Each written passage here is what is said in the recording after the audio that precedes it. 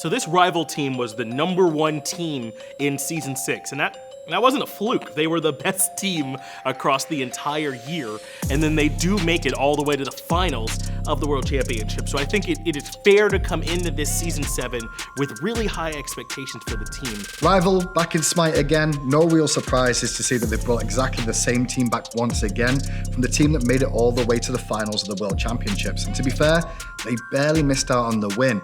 Obviously, they just ran into a very hot SK team that year, but I think the team that went to the World Finals was fantastic and was very deserving of potentially winning the World title too. Obviously, they've made one roster change this year, and we'll see how that goes. As Hindu Man always likes to say, always the bridesmaid, never the bride. That's been Rival as an organization story these last few years. But I think lost in the heartbreak that is coming second is the fact that you're finishing second every single year, and that means you've got an insane roster every single year. In Season 7, no different at all. This team is absolutely nuts, and I have very, very high expectations for them this year.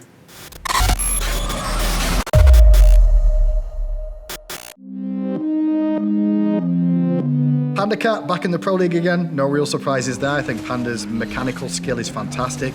He's a great person as well to have on your team. I think he's very much a team player and will do whatever the team needs. And I think that can be attested to the fact that we've seen him play the mid lane and the hunter lane. This year, he's going back to the hunter position. And I think that's where PandaCat truly shines. His god pool is definitely wide and open, and he really showed that when he played mid Rival last year. We're going to this year back in the hunter position.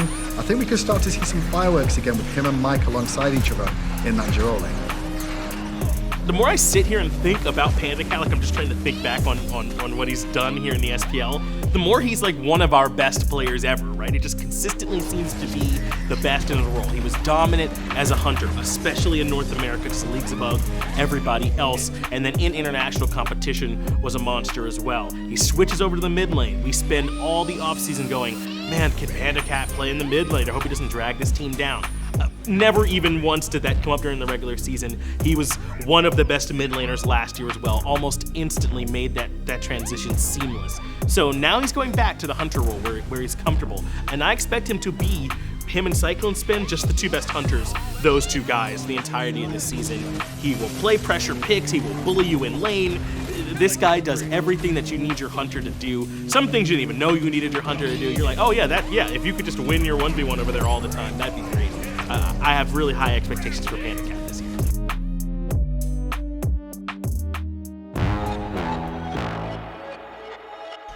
PBM in the support role. What can you say about the dude that hasn't already been said 100 times? I mean, leader, smart player, mechanically very, very sound, absolute troll. All of those are very true for Mike, and I don't think it's a coincidence that basically everywhere he's gone in his whole career, forget about the Randozos real quick, has been really, really competitive and really, really good. This dude is a winner, and I think that that's going to continue this year.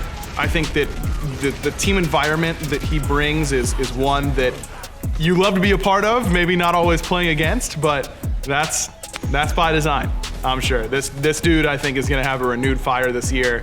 And if you're not expecting him to be the #1 support in the entire league, or maybe at worst #2, then I don't know what game you're watching. Dude's a beast. PBM for me is one of the complete packages when it comes to a support player. For support, you need to understand what your team's going through in each of their lanes and roles, but also be a connective tissue to all those lanes and roles too, and make sure you try and utilize them to the best of your ability, but also recognize your importance of what you're doing in the team fights. And I think Mike is a very good balancer of his ability in terms of defensive and offensive coordination. Sometimes he'll be very happy to play the backline god and realize to allow his teammates to go ahead and be the aggressors and be there to support the backline. Other times he realizes he needs to be the initiator, setting up his carries to perform the best duties they can for their team. I think Mike overall has really grown through the years and established himself as probably one of the best supports in Smite at the moment. In terms of complete package, I don't just mean in terms of mechanical skill and ability in the game, but when you round everything out that comes to becoming a big time important player for a team, Mike brings all those assets. I just don't like saying nice things about him though. All right, so if there's gonna be a question mark for a team that was the 1 seed overall all of last year and the runner-up at Worlds, then it's gonna have to be someone moving roles over to mid. This is not the first time Twig's played mid. He's played a little bit of mid. He certainly knows this role, but he is a jungler. I mean, that is what he has spent the vast majority of his career doing. It's where he's built up his identity. It's where people are right to give him a ton of credit as having been a really good jungler. So can he make the same switch that PandaCat made last year? I don't think the mid role is particularly deep these last 2 years. I think Season 6 and now going into Season 7, it's probably our shallowest position.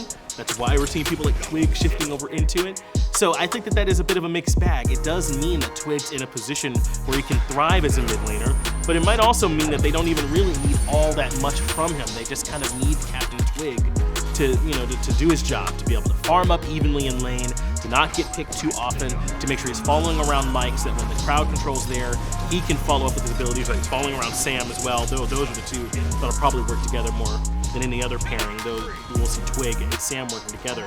So as long as he can do that, I think that Rival should still be a top-end team.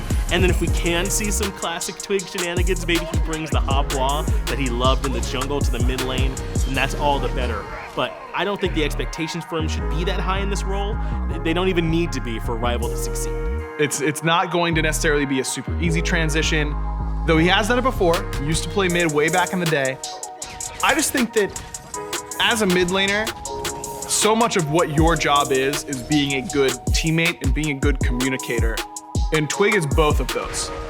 And as long as he can get his god pool right, his positioning right, and his mechanics right, he'll be a-okay. And let's call a spade a spade. He doesn't need to be the world's best mid laner when your roster looks like Rivals looks like. He just needs to do his job. And I think that Twig is capable. If you can't beat them, join them. But what if you did beat them? I guess you can still join them. I mean, that's what Sam for Soccer has chosen to do. The world's MVP being added on to the #1 overall seeded roster from last year. And I just don't see a world how that's not gonna make this team better, man. I mean, Sam for Soccer is such an individually talented player, and his playstyle, I think, really can shift around because there are some junglers who are, a bit greedier on the map. They take a lot of the farm for themselves, and for good reason. Junglers can be really big impact players, but that's not Sam for Soccer. He really does mesh well with his mid laner. You kind of have to if you play with Paul. Paul can be a bit of a farm hog, so I think that's a bit of a necessity from playing with SK. So we'll see if maybe Sam's playstyle changes now with Rival. If they'll, feed him a little bit more and kind of put Captain Twig on the back burner as the mid laner for them, or are they going to have him be that same kind of teamwork kind of guy who's happy to split the farm a bit more evenly and make sure that everyone's getting ahead. I think I'd rather see Sam in a playmaking position, be a little bit greedier than we've seen from before with that farm. We know that he's good enough that if he can get a lead, if he can be the one setting the pace for the match, then the other team might never even get a chance to play the game. That's just how dominant Sam can be. So there's a lot to keep your eye on with how Sam meshes with this team. He is gonna very likely be the focal point for this team. They still have playmakers everywhere else, PandaCat and the Hunter role, FineOkay and Solo, and all that, but more times than not, if they're winning games, it's gonna be on the back of Sam for Soccer's performances. You're gonna win a lot of games if you're banking on Sam winning it.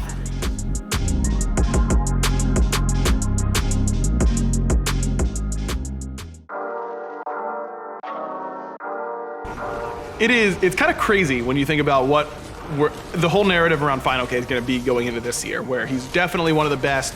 He's so versatile. He plays a million different things. He'll win you games outright by himself. He's absolutely one of the best solo laners in the entire league. Think back to last year when we were discussing that Rival roster, and the discussion was not like that for FineOkay. It was, is he good enough for this team? He's been on only bad teams before. We're not really sure about this dude. How quickly that changed. 3-4 weeks into the season, he was considered one of the best in the entire league already. It does not take long when you're as talented as Alec Fonzo is. I mean, this dude, total beast. I just can't wait to sit back and watch what nonsense he's gonna pull out in that solo lane this year. Artemis last year, Cirquet. Who knows what it's gonna be in Season 7, and I can't wait to watch.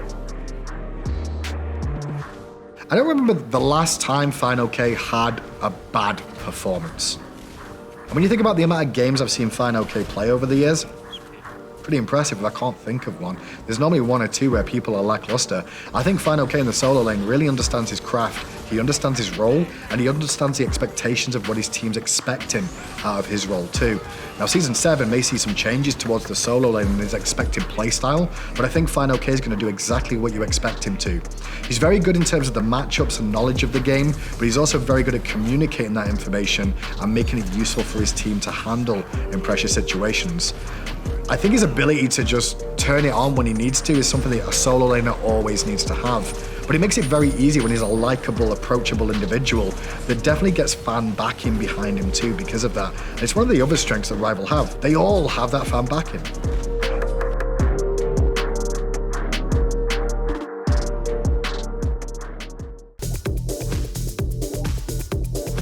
I know that I said a lot about the question marks with CaptainTwig in mid, but do not get me wrong with this rival team. This is a top 3 team easily. That's what their expectation should be, and that's where they should end up this year. And I think as long as they play their game, you know, they're playing through Sam for Soccer, they're allowing PandaCat just kind of on an island in a long lane to do his thing, then I think that they're gonna have a chance to be right back where they were last year.